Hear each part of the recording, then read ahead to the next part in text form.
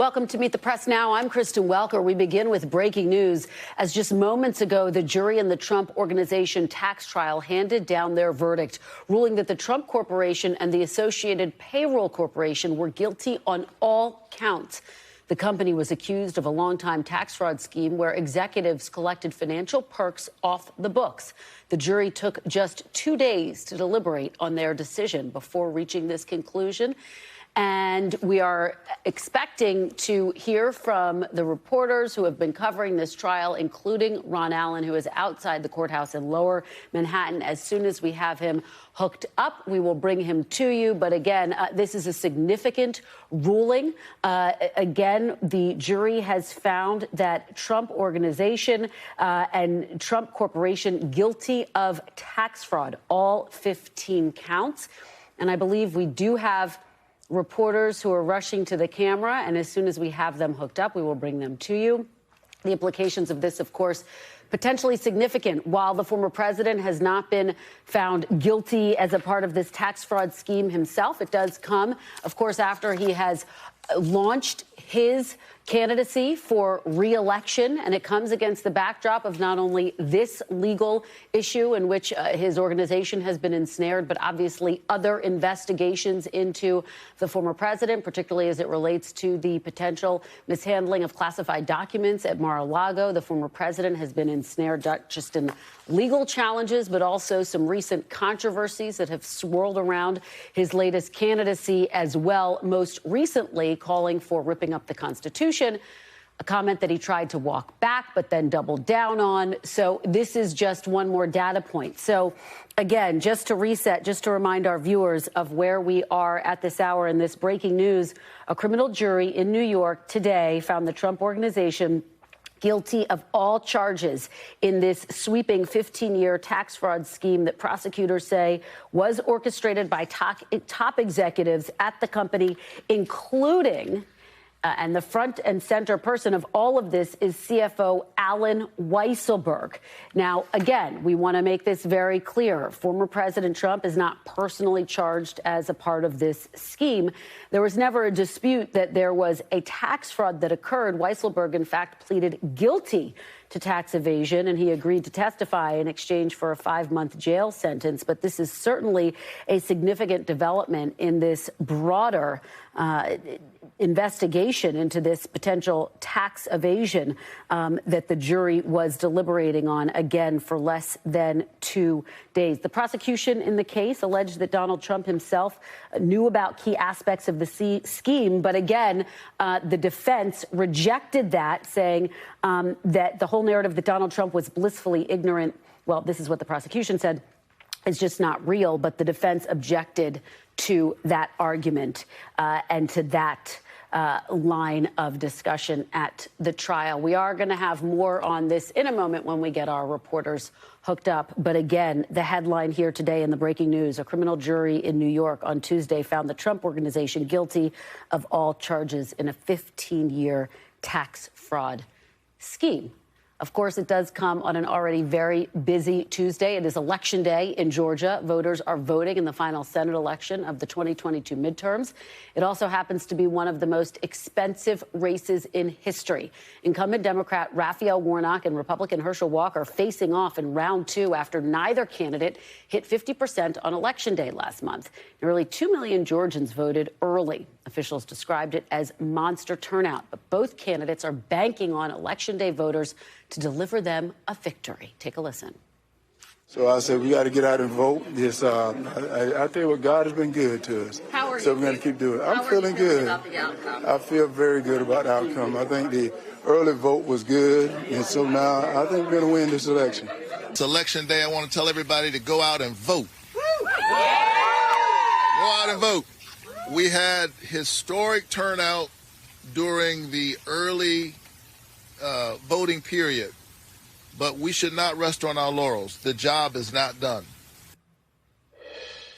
Unlike last year's Georgia runoffs, control of the Senate has already been decided, but a lot of Democrats are still viewing this race as a must-win because if Warnock holds his seat, it would give the party a much-needed one-seat cushion in tight votes, not to mention a one-seat cushion heading into a very tough Senate map for Democrats in 2024.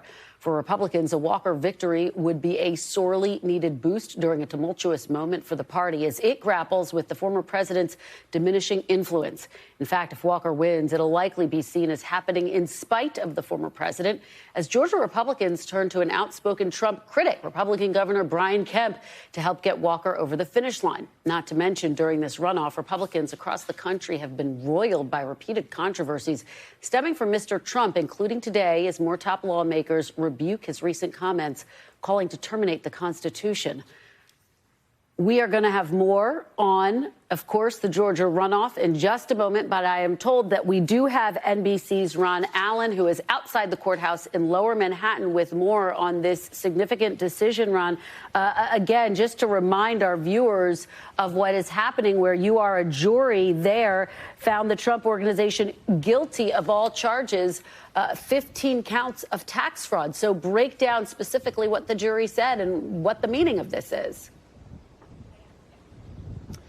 What it means is that the prosecution convinced the jury that the Trump Organization, for a period of 15 years, was essentially running a scheme inside the company that was defrauding the taxpayers of hundreds of thousands, if not millions of dollars, the taxpayers of the state of New York, in the way it was conducting business.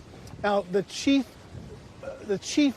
witness in this case was Alan Weisselberg, who was the former chief financial officer and close associate of Donald Trump and his family for generations, going back for a long, long time.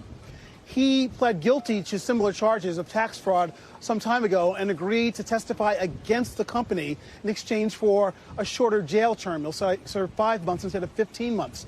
And he essentially said, along with other top executives in the Trump Corporation, that yes, they were paid in a way for luxury cars, for apartments, for tuition for his grandkids' private schooling and other perks, that they were paid off the books intentionally in a way so that they wouldn't have to pay income tax on it, and that the company didn't have to pay payroll taxes on that kind of income, and that there was a process whereby the records of the company were falsified to try and essentially cover this up. So the DA here, the district attorney, dug into this. This has been part of a 3-year investigation of the Trump Organization and its subsidiary companies. The companies were on trial here, not the individuals, not Donald Trump himself, not Alan Weisselberg, because, again, he had already pleaded guilty.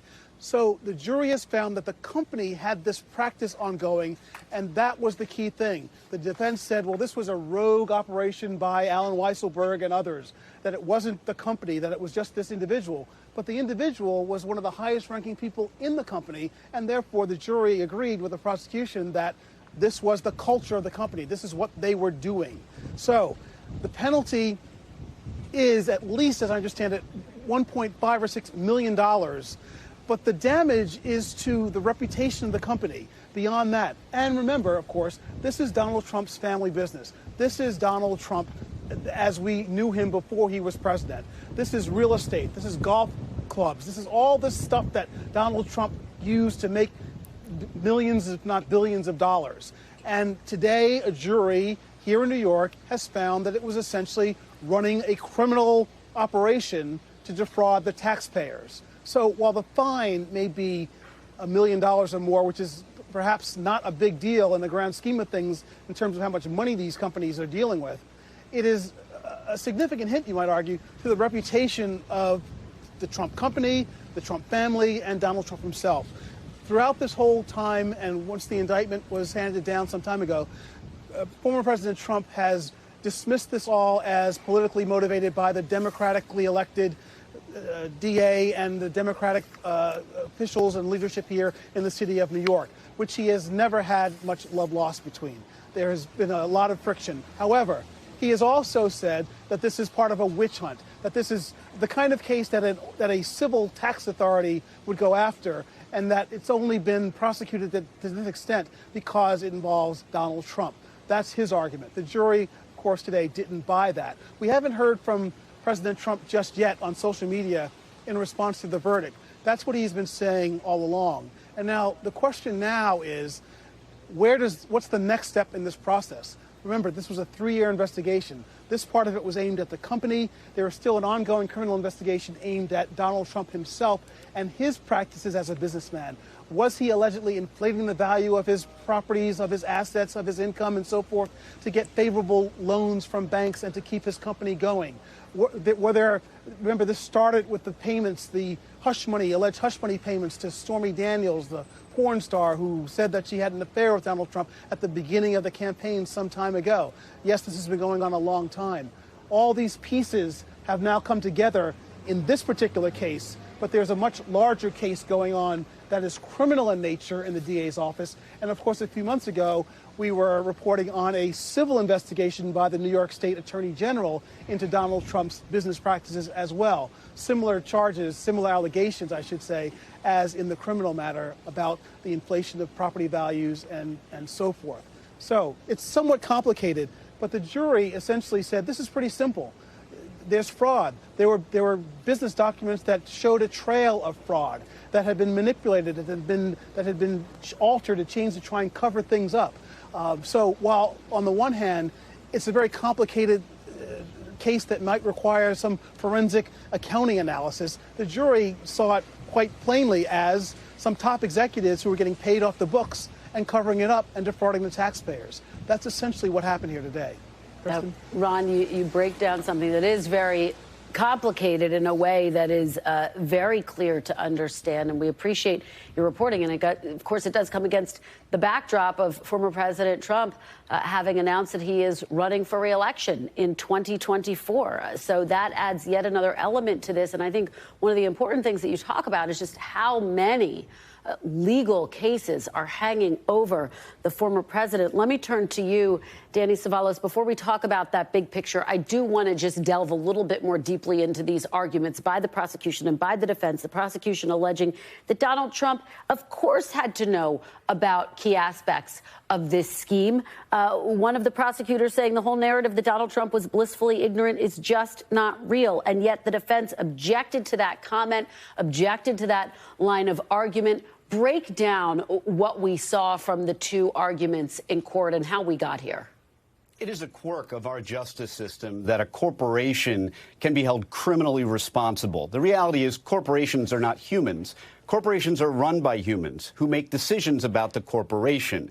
And in this case, the state of New York elected to bring charges against a corporation and really no humans. So ultimately, the liability of the corporation was dependent on what the people at the corporation did, especially and including those who were not charged with a crime. And in this case, the distinction came down to, were the people who made these decisions and profiting from their bad behavior, did it also benefit the corporation? And if so, then the corporation is somehow liable. So with that perspective, it was always likely that this was going to be a guilty verdict, because who was higher in the organization than Allen Weisselberg? Well, obviously Trump, but Allen Weisselberg was a solid 2, 3, or 4 on the org chart. So if Allen Weisselberg was making bad decisions and benefiting for the company, and if the company got any benefit from his bad decisions, be it tax breaks or anything else, then the prosecution had a pretty easy path to showing a connection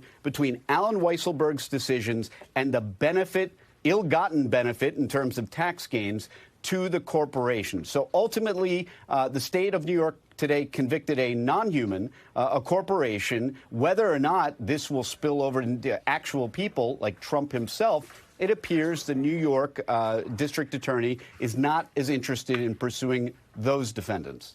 Let me ask you big picture, Danny, about something that you and I have talked about before, which is the constellation of legal troubles hanging over the former president, who is now, of course, a declared candidate for 2024.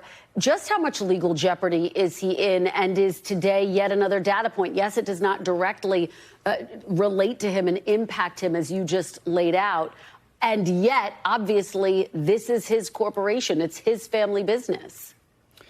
The legal challenges that Trump faces are legion, both on the civil and the criminal side. But if we're going to organize them in terms of greatest threat to lesser threats, then probably the greatest threat to Donald Trump is the case that may or may not arise from the documents at Mar-a-Lago. Yes, there is a January 6th referral to DOJ. Yes, there are probably dozens, if not hundreds, of other legal cases against Trump, both in the civil and criminal context. But if you're organizing to greatest threat, then Mar-a-Lago appears to be that right now, because there is a special counsel appointed looking into the same thing that DOJ has already unofficially suggested at least meets the prima facie elements of a crime of obstruction. So that probably the biggest concern for Trump, and he just puts it on the stack with the, like I said, dozens of other pressing civil and criminal investigations against him. All right. Well, big breaking news here. Danny Cevallos, thank you so much. And Ron Allen beforehand, really appreciate it. And as we said before, there is a lot going on today. So with that, I do want to turn back now to the Georgia runoff. NBC's Shaq Brewster is at a polling place in Atlanta. And also with us is Greg Bluestein, political reporter for the Atlanta Journal-Constitution and an NBC News contributor.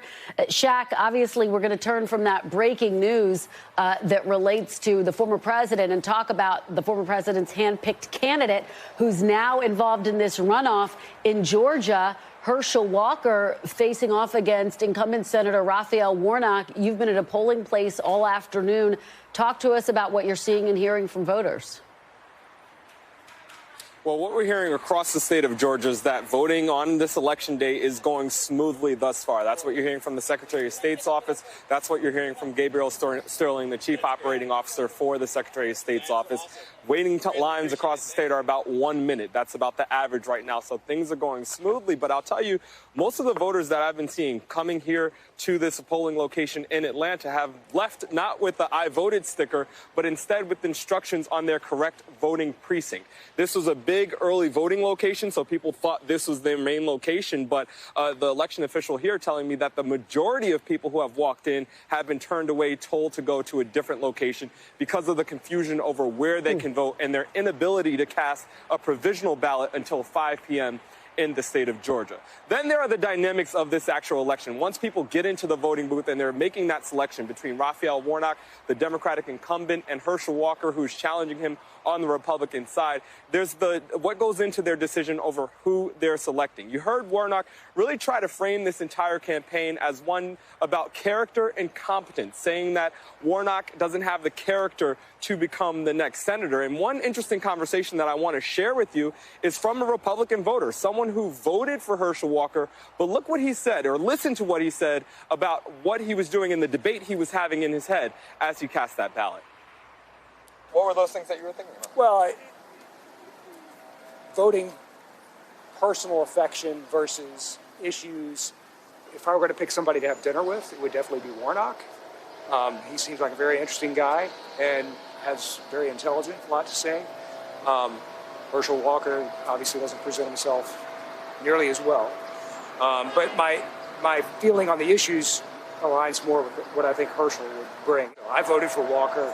I definitely had second thoughts about that, or I thought a lot about whether I should do that or not. But I figured I came down more on the issues than on the personal. If you only heard a piece of that sound, you may have thought that he was voting for Warnock in this election. But the question is, and the reason why I wanted to play that for you is in the state of Georgia, where there were about 200,000 people who voted for Kemp at the top of the ticket in the general election, but did not vote for Herschel Walker. Are those people going to come out for Herschel Walker in this runoff election? Is there going to be any gap in enthusiasm once we see what ultimately happens with the election day results? For Herschel Walker, it comes down to who comes out on election day, whereas we do know Warnock, if you look at the early voting data and the analysis of it, it did seem like he came into election day with a little bit of a cushion. So it depends on what happens at polling locations like the one behind me and across the state of Georgia. Yeah, I think you're absolutely right. And hearing from that voter, I think, says so much. Greg, let me turn to you.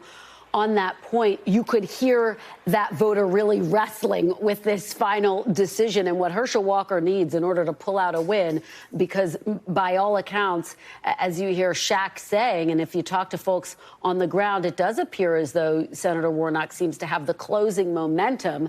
Doesn't mean he's going to win, though. So Herschel Walker needs to really have a very strong election day turnout, and he's got to get those Brian Kemp voters who didn't vote for him in the first part of this race, right? Yeah, Shaq, you nailed it. That's exactly the challenge that Herschel Walker has right now. Yeah. Raphael Warnock, of course, he wants big election day turnout. He needs it too. But it's really Herschel Walker who has this uphill climb to go right now because analysts from both parties believe that Senator Warnock has built himself a solid cushion with the 1.8 million early voters who have already cast their ballots. And so it's up to Herschel Walker to overcome that early advantage from Senator Warnock's campaign. And that's why he's dependent on huge election day turnout. We anticipate at least 1 million voters to show up. That's big numbers, but it's not huge numbers. We'll see how the afternoon goes. But we are not seeing soaring turnout in that many Republican bastions. And we're frankly seeing pretty heavy turnout in a lot of metro Atlanta precincts, DeKalb County, Fulton County, Cobb County, where Democratic candidates are typically favored. And then add to that extra layer of even some Republican-leaning voters are going to end up voting for Senator Warnock because of that split. We just heard that one voter who ended up holding their nose voting for Herschel Walker, but we've talked to so many others who are going to end up backing Senator Warnock, even though they might reliably vote Republican on other races. All right. Well, we had a lot more questions, but because of our breaking news, we're running a little tight for time. So, Shaq and Greg, we have to leave it there. But thank you so much for your insights on this election day in Georgia. We really do appreciate it. And we want to turn to Capitol Hill now, where for the second time in as many weeks, the top Republican in the Senate used his weekly press conference to condemn the actions of former President Trump without using his name. This time it was Mitch McConnell repudiating a social media post from the former president that advocated suspending the Constitution as part of Mr. Trump's delusions about the 2020 election. First, let me just say that anyone seeking the presidency who thinks that the Constitution could somehow be suspended or not followed, it seems to me would have a very hard time being sworn in as President of the United States.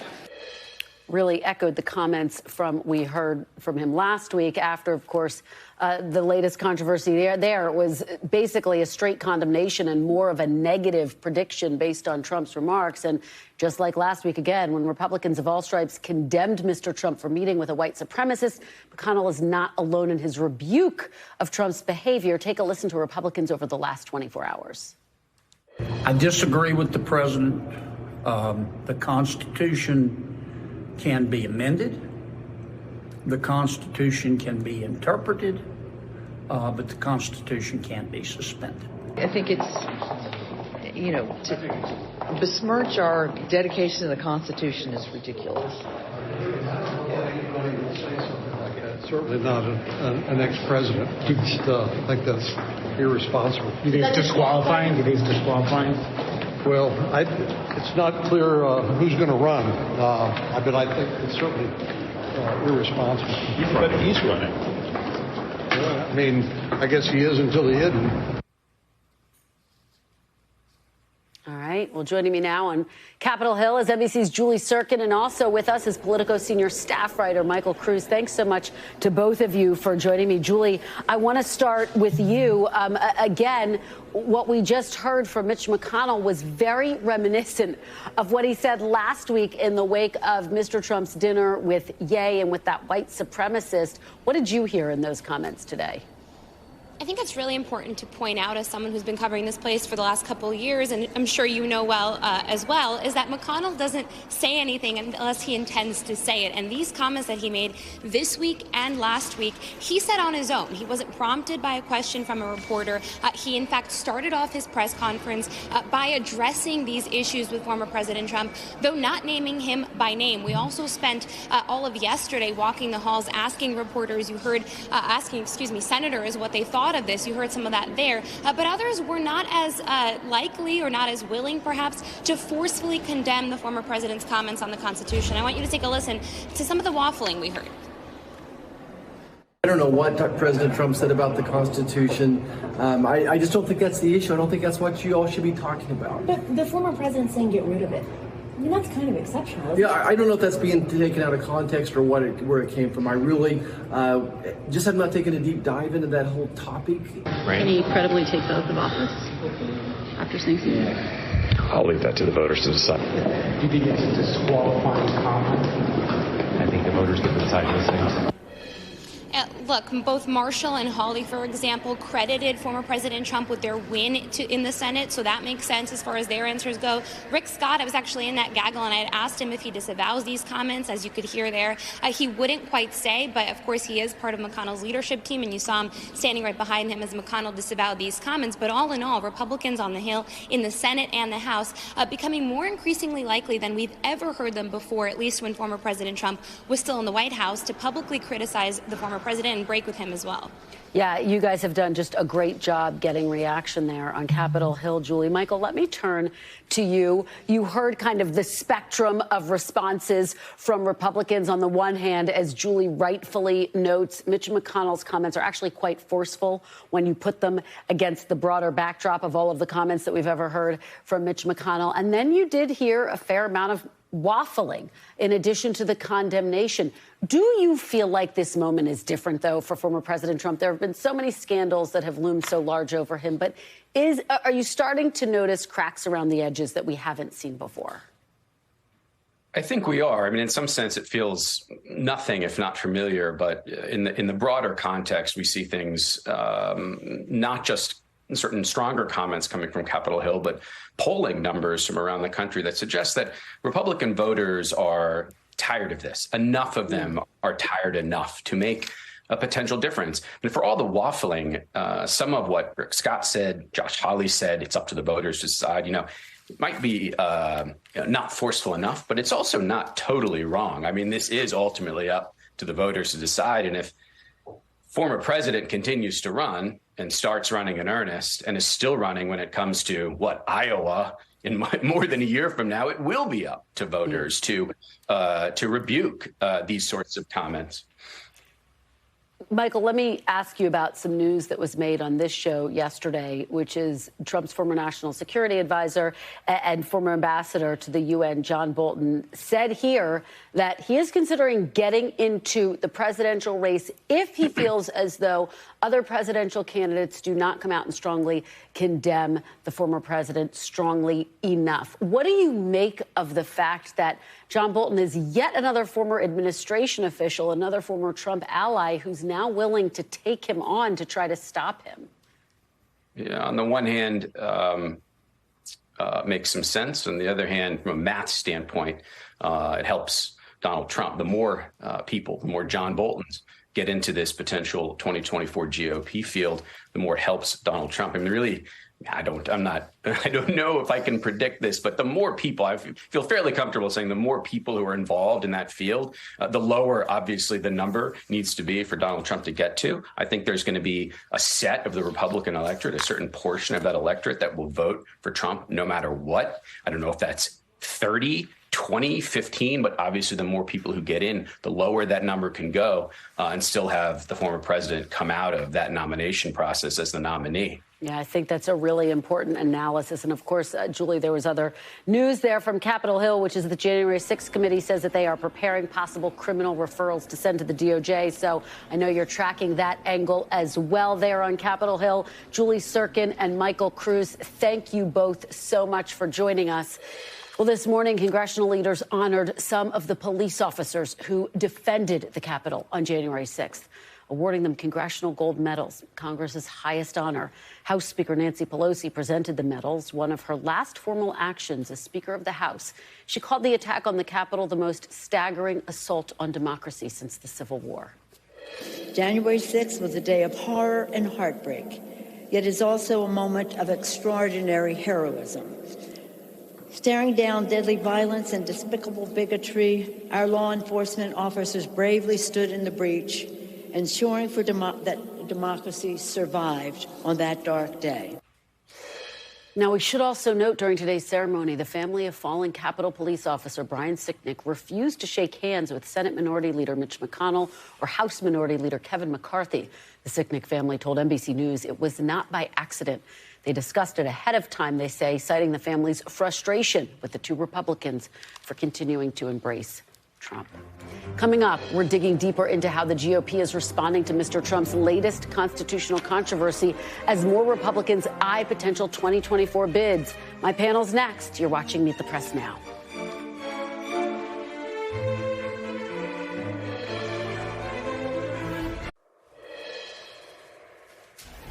Welcome back. Joining me now is our panel, Mariana Sotomayor, congressional reporter for The Washington Post, Democratic strategist Adrian Elrod, and Republican strategist Doug Heye. Thanks so much to all of you for being here. Let's start with this breaking news. A jury in New York found the Trump Organization guilty on 15 counts of tax fraud. Now, did not find former President Trump guilty. We want to be very clear, but this is his family business. Mariana, kick us off. How big of a deal is this?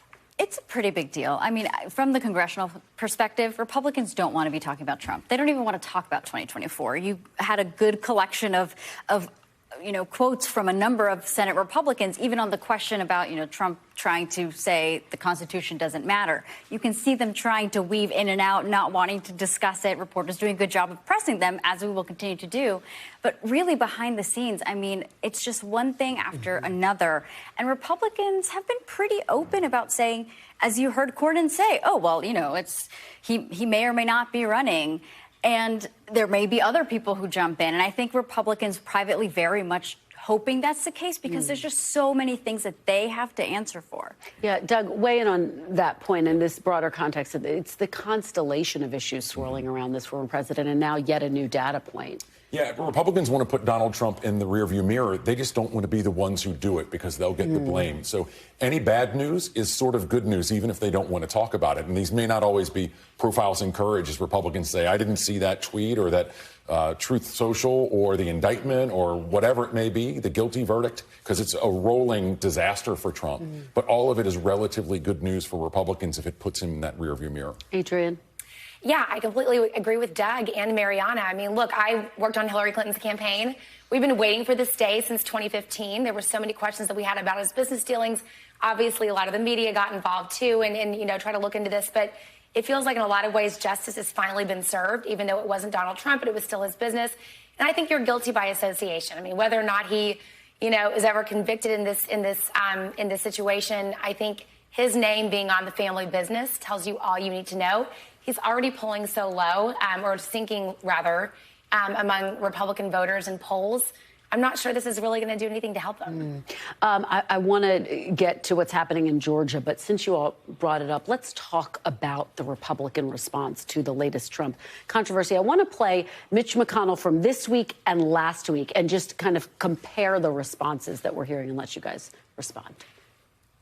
First, let me just say that anyone seeking the presidency who thinks that the Constitution could somehow be suspended or not followed, it seems to me would have a very hard time being sworn in as President of the United States. First, let me just say that there is no room in the Republican Party for anti-Semitism or white supremacy. And anyone meeting with people advocating that point of view, in my judgment, are highly unlikely to ever be elected President of the United States. Doug, forceful words, but also very careful, and we didn't hear the name Donald Trump. Look, Mitch McConnell is probably the most careful speaker that you have on Capitol Hill. But what's striking is this was not a response to a question. This was proactively in both those statements. He said, first, let me say. So I'm going to put this out there and provide some cover for Republican colleagues to do that as well. But here's the challenge Republicans face. As you said in teeing this up, the latest Trump announcement and what we saw are troubles. And what we saw in just the past half hour was there was another one. And if we have the same conversation a week from now, it may be two more things that come about Donald Trump. And that's the constant chase that Republicans have with this, is there's always another shoe to fall when it comes for Donald Trump. We're talking about the fact that Ambassador John Bolton yesterday, Adrian, said he would consider running. He would consider getting into the race to stop Donald Trump. And yet we were discussing the fact that in some ways, the more candidates that get into the race, the better it might be for former President Trump in terms of winning the primary. What do you make of an Ambassador Bolton saying he's considering it? Again, one more former official who's saying he might move to try to stop his former boss. Well, good for Ambassador Bolton. I'm not sure how many people are going to actually support him. I mean, I look at people like Governor Asa Hutchinson from my home state. I mean, it goes back to your point, Kristen, about the fact that the more people who run, the better Trump does. That's exactly what we saw happen in the 2016, or rather the 2015 going to 2016 presidential primary on the Republican side. I think someone who is going to be able to take him on effectively is somebody like Ron DeSantis, who has a strong fundraising base, who has a proven electorate record, who's been, elected several times. I'm not sure, again, that John Bolton, the guy who, can't decide if he likes Trump or if he's going to criticize Trump, is really the right one to take on this mission. Mariana. Yeah, and this is also coming at the backdrop of just the midterms wrapping up, and on the day that obviously the Senate is really looking at, do we have a 51 majority or a 50 majority given the Georgia runoff? And Republicans really having this internal debate of who are we as a party? We shouldn't continue to embrace Trump because we've seen what happened to Trump-endorsed candidates. They lost, and Democrats were able to win, especially in Democrats who did not think that they would win in House swing districts, simply because people know them, and also because they were rejecting those extremes. And that is all happening. And I think McConnell's also taking that into consideration, being proactive and bringing it up himself and saying, this is not the kind of Republican Party I would like to lead in the Senate. Well, you bring us to Georgia perfectly, Mariana, so thank you for that. Look, you have obviously this very strong early turnout, Doug, but it really comes down to what happens today. Does Herschel Walker get enough votes to overcome what we believe is probably a stronger Democratic turnout in early voting? Look, it looks like it's a tough road for him. And in part because what Republicans have done over the past few election cycles is they've eroded their own voter confidence in not just early voting, but also election day voting. They've sort of suppressed their own vote, as we saw 2 years ago with Donald Trump in the state of Georgia. And so, Mitch McConnell, if we want to talk about McConnell's statements, when he said that candidate quality matters, he was talking about Herschel Walker. And, as we've seen just in these past few weeks, Herschel Walker has been on defense. Time of possession matters in football. It matters in campaigns. And that's why he struggled. One thing he does have is the help of Brian Kemp, though, who did not, of course, support him he supported him, but he didn't come out for him in a really robust way the first time around. This time, Brian Kemp is, giving him his full might to try to help get him over the finish line. Well, I think if you're Governor Kemp, you're sort of looking at this calculus as you can win either way. If Herschel Walker doesn't win and you heavily backed him, you can blame it on Herschel Walker. If Herschel Walker does win, then he can go out there and say, I should run for president because I delivered a Senate seat in a very tight Senate construct from Georgia. So for him, he wins either way. The calculus is pretty smart, I think, on his part. Yeah. But look, I agree with everything Doug said. I mean, this does not look great for Walker. We haven't really seen him out on the campaign trail that much, especially compared to Raphael Warnock. We've seen strong early vote in Democratic counties. And for the life of me, I cannot understand, maybe Doug, you can explain this to me, why Republicans are saying don't vote early, wait on election day. It's like pouring down rain in Georgia today. So a lot of people are probably not going to turn out.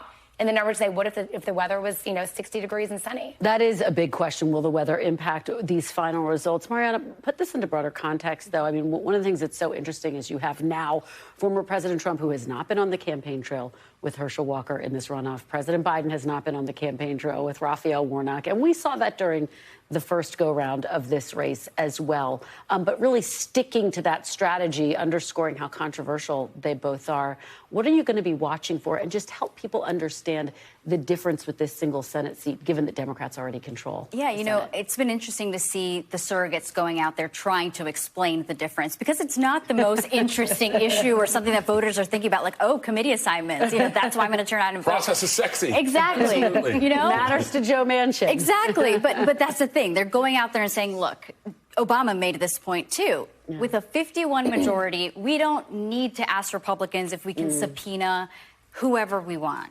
Senate Democrats really looking at, okay, House Democratic investigations are going to end with the Republican majority. We can take up that mantle, and we could do it even strongly with more Democrats sitting on the committee, that subpoena power, hoping that could be an enticing thing to talk about. Ted Cruz out there saying we need to keep it 50-50 so that they don't have that much power. Yeah. But again, it might not be an issue that necessarily riles up voters, but it could for Democrats who have been going out early and may know a little bit more of what's at stake on that front. Absolutely. For Democrats and Republicans, a whole lot at stake in Georgia. Thank you so much for a great conversation and a very busy Tuesday, Mariana, Adrian, and Doug. Appreciate it.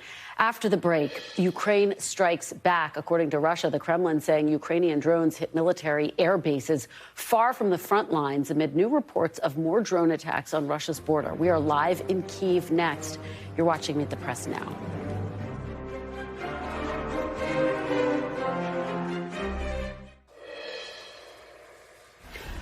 Welcome back. Russia believes Ukraine appears to be trying to open up a new front in its war. Strikes have been reported deep inside Russian territory, apparently from Ukrainian drones. It comes as Vladimir Putin may be facing dwindling support for the war at home. The Times of London is reporting that leaked Kremlin polls show just a quarter of Russians want to see Russian troops remain in Ukraine. That is down from 57% in July. Significant drop there. NBC's Ellison Barber joins us live now from Kyiv. Ellison, thank you so much for being here. I want to start with the reports of those strikes inside Russia. What are you hearing? Ukraine has not taken responsibility, but Russia's pointing the finger at Ukraine. Yeah, Ukraine is not publicly claiming responsibility for these strikes, though there was one tweet, one comment from a Ukrainian official saying something like what comes up must come down, seeming to allude perhaps to Ukraine having some involvement in this. But look, we're talking about two different drone strikes here, two that took place yesterday morning, hitting two different Russian airfields very deep inside Russian territory, about 300 miles beyond the border with Ukraine, and then another strike that took place this morning hitting an oil depot in Russian territory, but a little closer to the border. Those two that took place yesterday morning are really notable because they are so deep in Russian territory.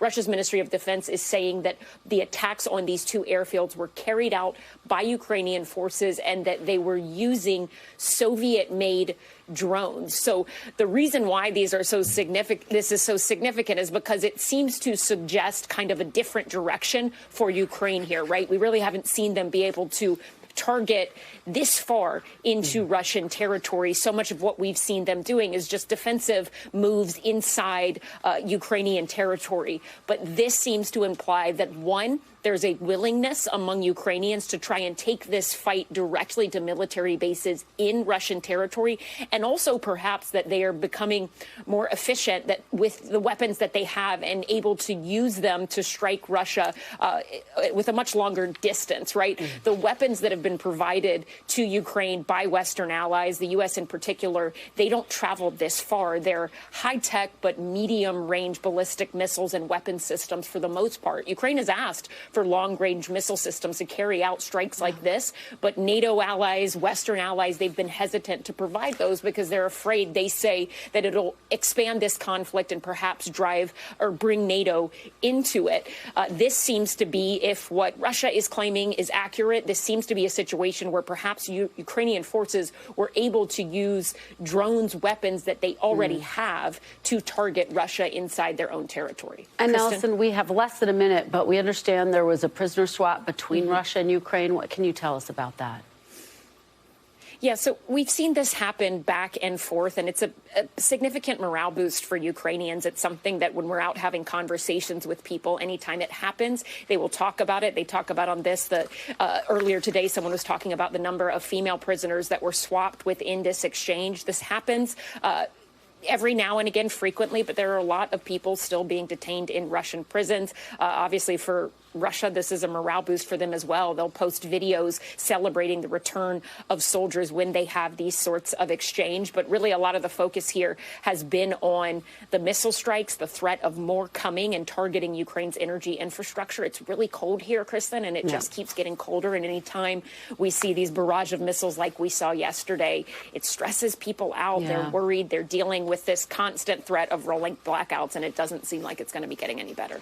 No, it does not. Ellison Barber, thank you so much for joining us. Please do stay safe. And still to come, one-on-one with a key NATO member that borders Russian territory. My interview with the Prime Minister of Lithuania on the future of the alliance and the war in Ukraine next. But first, as we celebrate 75 years of Meet the Press, we're sharing key moments from the best archive in news. Here's then UN delegate Eleanor Roosevelt speaking about NATO on Meet the Press in 1949, just 4 days after the North Atlantic Pact was signed into order. Mrs. Roosevelt, don't you think that the North Atlantic Pact is an admission of a major failure of the UN? No, for the reason that the UN is not completely organized. When the UN has force, it can't have force till we and the Russians have some kind of a better understanding. When the UN has force, the North Atlantic Pact will not mean as much and will not be as necessary. It is a makeshift, Well, you think which there's any... at present is necessary. Welcome back. How long can Ukraine hold out against Russia? Well, you can't answer that question without answering another one. How enduring is NATO's support for Ukraine? Joining me now is the Prime Minister of Lithuania, a NATO member, Ingrida Šimonytė. Thank you so much for being here, Madam Prime Minister. Appreciate it. I want to first get your reaction to the latest news that we're getting from Ukraine and from Russia, which is drones apparently striking targets deep inside Russia. What is your reaction to that, and how concerned are you that that could lead to an escalation? Well, I think that it's something that is very hard to comment, because what happens in Russia not necessarily is something it appears to be. Because this is a territory or a country where it's quite complicated to find out the truth.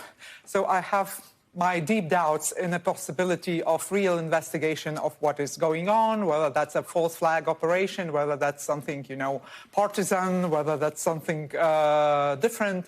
So these sorts of incidents happen across the territory of Russia, I think, throughout all the period of this invasion,